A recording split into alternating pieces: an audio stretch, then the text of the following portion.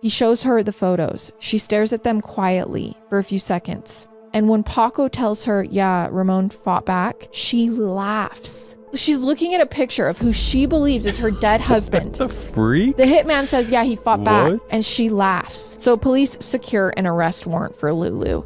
On July 23rd, police show up to the gym pretending to look for Ramon, who they say they've gotten missing persons reports about. So they're still playing this.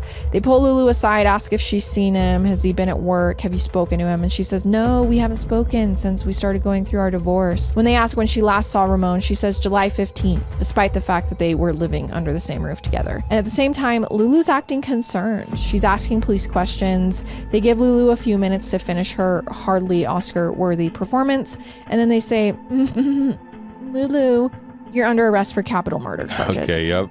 I don't know what her reaction was to finding out that Ramon was still alive. I'm sure the look on her face was absolutely priceless. That's amazing. I wish I could see. And while Ramon was probably chomping at the bit for Lulu to hear this entire story, after spending 15 months behind bars awaiting her trial, Lulu pleaded guilty in October 2016 to reduced charges of second-degree solicitation of murder. Ramon was at her sentencing hearing. He says he'll never forget the first thing he noticed when she walked in.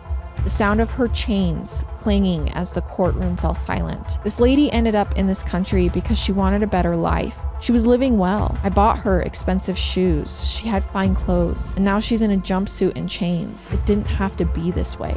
In fact, Ramon said he forgave her in that moment. It was as if all his anger and frustration washed away as he saw her stand before the judge and receive her sentence. 20 years behind bars. But Lulu, she never once looked in Ramon's direction that day, and not a single member of hers stood up before the judge to advocate on her behalf. Ramon will always be looking over his shoulder, wondering if the woman he once loved will come to finish the job once and for all.